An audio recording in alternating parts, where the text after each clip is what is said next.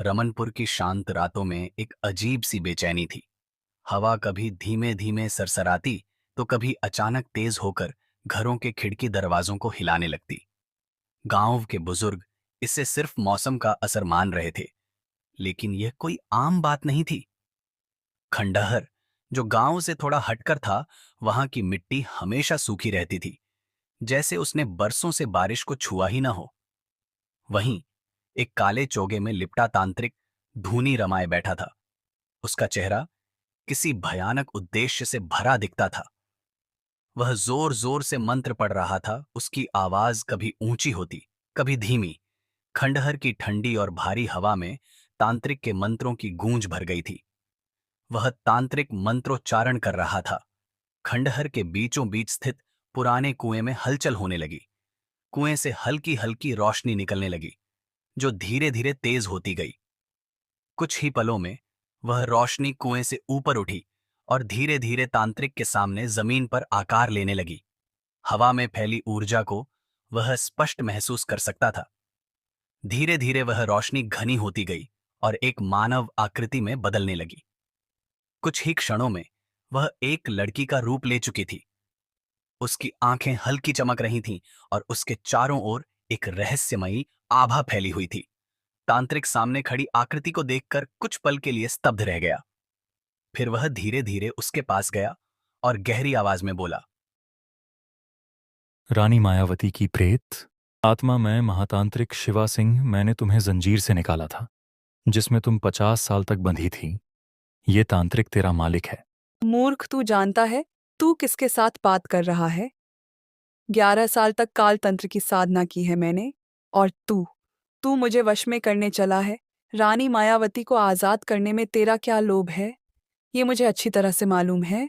तेरा इनाम रानी मायावती का खजाना। क्यों? तुझे तेरा इनाम जरूर मिलेगा, मगर खजाना नहीं, मौत। तांत्रिक हो के डरता है, डरपोक। तांत्रिक डर के मारे पीछे हटने लगा। न, नहीं, यह नहीं हो सकता। वह घबराकर भागने लगा, लेकिन आग की एक लहर ने उसे घेर लिया। उसकी चीखों के बीच चुड़ैल ने गहरे स्वर में कहा, अब मैं आजाद हूं और अपना बदला व मकसद स इस तक का सस जरूर पूरा करूंगी। पूरे खंडहर में उसकी भयावह हंसी गूंजने लगी। उसकी हंसी इतनी डरावनी थी कि हवा तक कांपने लगी और अंधेरे में एक अजीब सी सिहरन दौड़ गई। रात का सन्नाटा चारों ओर पसरा हुआ था। एक टैक्सी की पीली लाइट टिमटिमा रही थी। रास्ते के किनारे एक पुराना लकड़ी का साइन बोर्ड दिखा। उस पर धुंधले अक्षरों में लिखा था, रमनपुर गांव 10 किमी दूर। टैक्सी गांव की ओर बढ़ती जा रही थी। इंजन की घरघराहट और पहियों की सड़क पर हल्की चरमराहट ही वातावरण में गूंज रही थी। कुछ मिनटों बाद टैक्सी गांव के एक छोटे से मिट्टी के घर के सामने आकर रुक गई। घर में बस एक हल्की पीली बल्ब की रोशनी टिमटिमा रही थी। टैक्सी का दरवाजा चरमराता हुआ खुला। उसमें से लगभग 24 साल का एक लड़का उतरा। उसके चेहरे पर सफर की थकान साफ झलक रही थी, लेकिन आंखों में एक अजीब सी बेचैनी भी थी। लड़के ने चारों ओर देखा। दूर तक फैला अंधेरा, घना सन्नाटा और सिर्फ झींगरों की आवाजें। टैक्सी बिना कोई आवाज किए धीरे धीरे अंधेरे में गायब हो गई। उसे वहीं उस सुनसान घर के सामने छोड़कर रात और भी गहरी हो चुकी थी। दूर कहीं उल्लुओं की आवाज गूंज रही थी। लड़का सड़क के किनारे किनारे धीरे धीरे चलता रहा। चारों ओर अजीब सी खामोशी थी। कुछ दूर चलने के बाद वह एक दूसरे घर के सामने आकर रुका। उसने गहरी सांस ली और धीरे से दरवाजे पर दस्तक दी। थक थक। दरवाजे के उस पार हल्की हलचल हुई। फिर अंदर से किसी के धीमे कदमों की आवाज आती सुनाई दी। लड़का बिना हिले दरवाजे के सामने खड़ा रहा, जैसे इस बार वह किसी बेहद जरूरी मुलाकात का इंतजार कर रहा हो। दरवाजे के पीछे से एक धीमी मगर कांपती हुई आवाज आई। कौन है बाहर? मैं आरव हूं। नहीं, ये कैसे हो सकता है? जल्दी अंदर आ जाओ। वही डर से कांपती आवाज दोहराई गई। आरव ने बिना समय गंवाए दरवाजा खोला और भीतर चला गया। जैसे ही आरव ने भीतर कदम रखा, सामने एक बूढ़ा व्यक्ति बैठा था। चेहरा बुझा हुआ, आंखों के नीचे गहरे काले घेरे और हाथ कांपते हुए। वह धीरे से उठे, आरव की ओर बढ़े और बोले, तू सच में आ गया है? आप इतने डरे हुए क्यों हैं? तुमने आने से पहले एक बार बताया तो होता। कम से कम मैं तैयार होता। अगर आना ही था तो दिन के उजाले में आते। ये रात का अंधेरा क्यों चुना तुमने आरव? ये गांव अब वैसा नहीं रहा। ऐसा क्या बदल गया है पापा? अब बहुत रात हो चुकी है। तुम थके हुए हो। जाकर अपने कमरे में सो जाओ।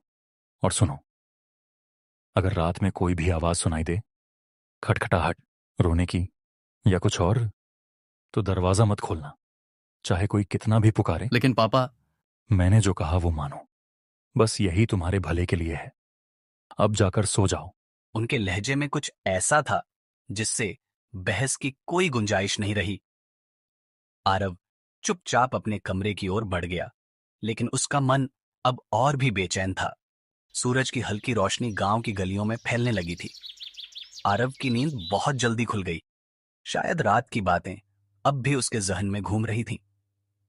वो जल्दी तैयार होकर बाहर निकला और गांव की पगडंडियों पर चलने लगा।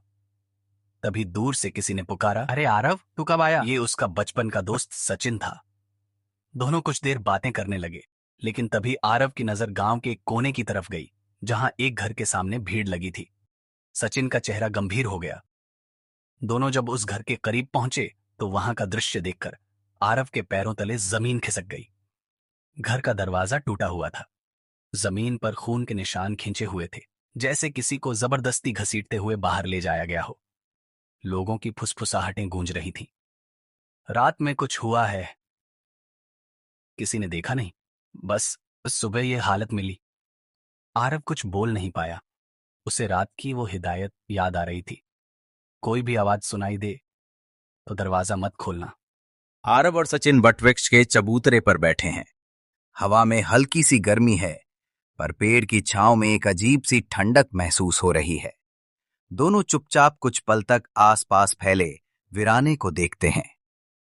सचिन, ये सब क्या हो रहा है?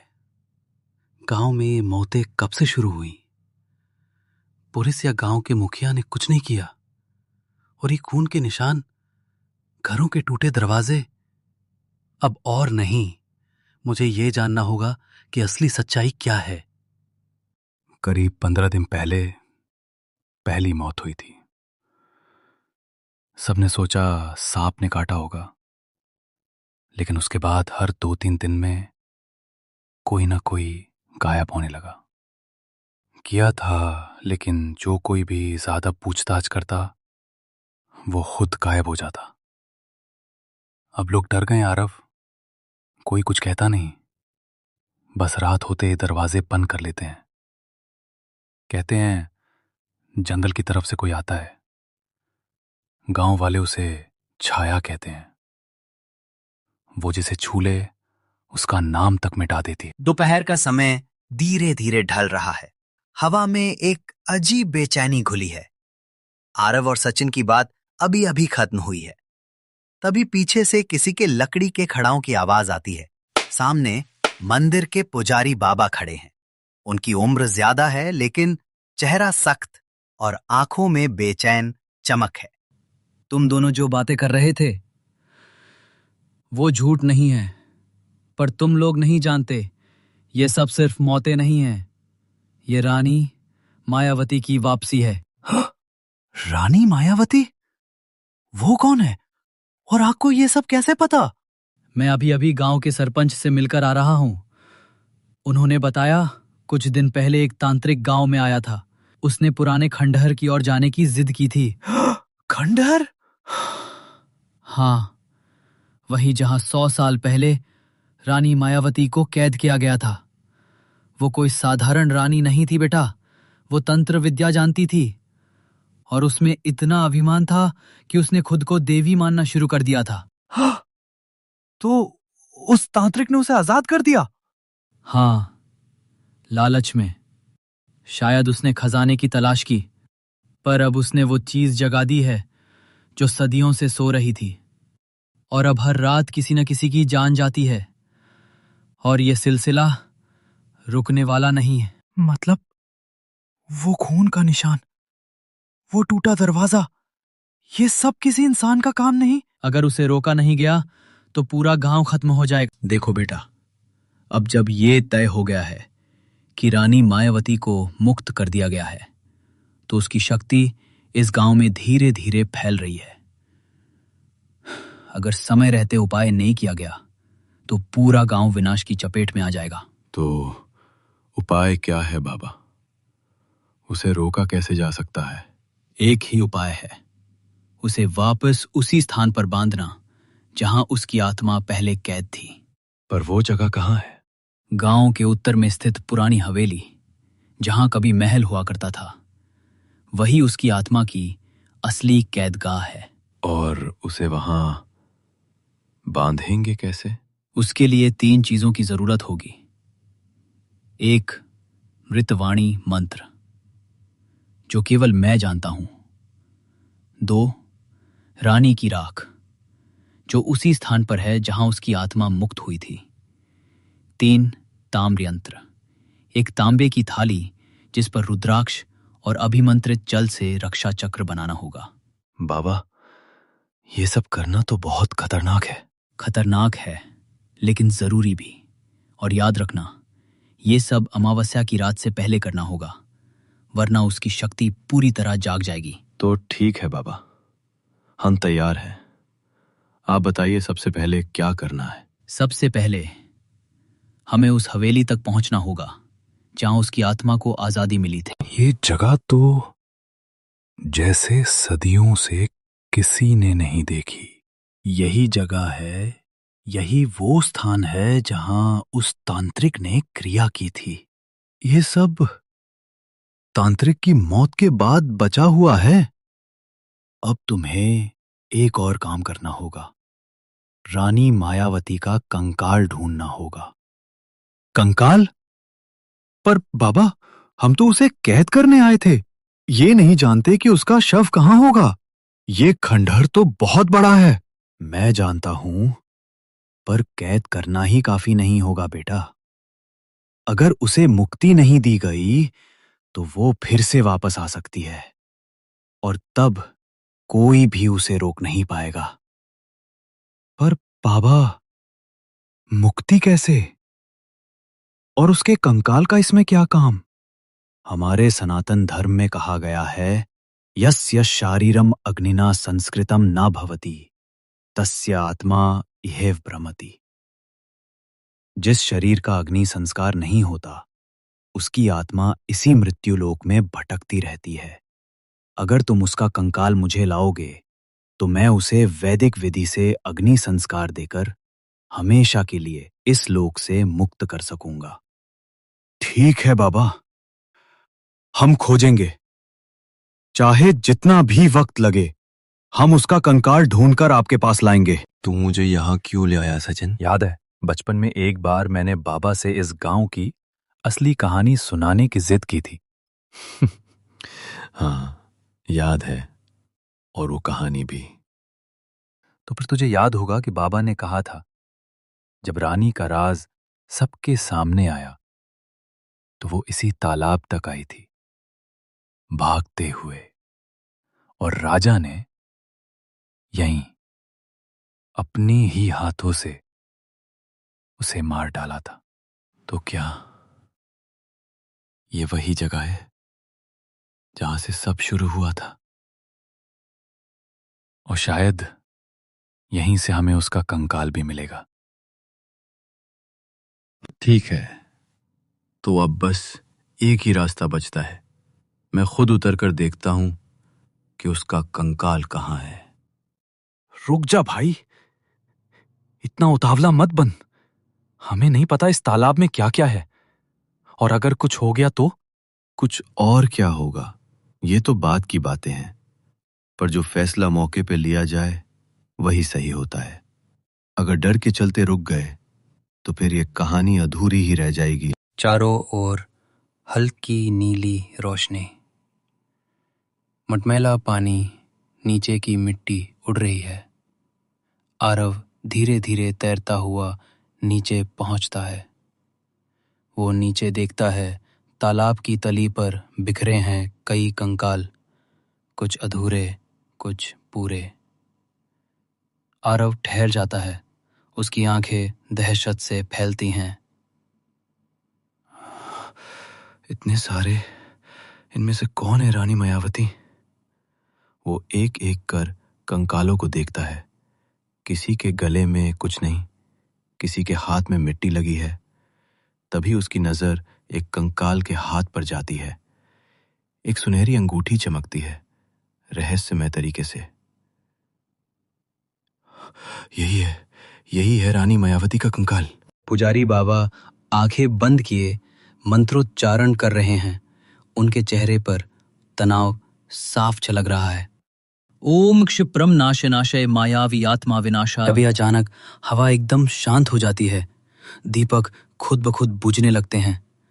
बाबा की सांसें थम सी जाती हैं। धीरे धीरे एक धुंधली काली परछाई कोने से उभरती है। वही रानी मायावती की आत्मा। उसकी आंखें आग की तरह जल रही हैं। उसके चारों ओर काली लहरें फैलती हैं। मुझे बांधने चला था। जिस धरती पर मेरा खून गिरा है वहां कोई मुझे कैद नहीं कर सकता। बाबा आंखें खोलते हैं।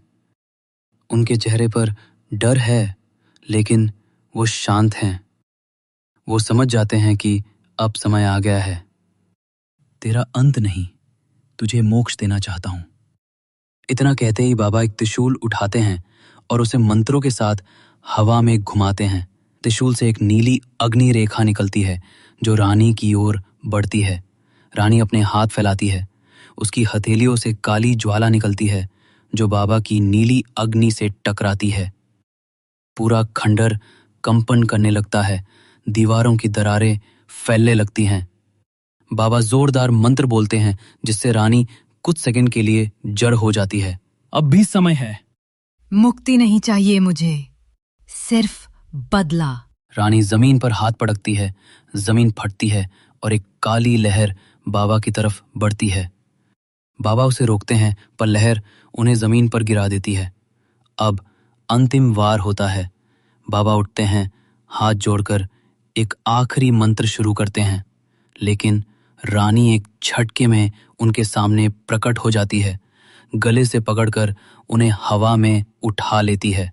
तू आग से खेलने चला था, अब वहीं तेरे हिस्से आएगी। उसके हाथों से अग्नि निकलती है और बाबा का शरीर जलने लगता है। पल भर में बाबा धुएं में बदल जाते हैं। पूरा खंडर अब फिर से खामोश है। रानी के चेहरे पर हल्की मुस्कान है, जैसे कोई जंग जीत ली हो।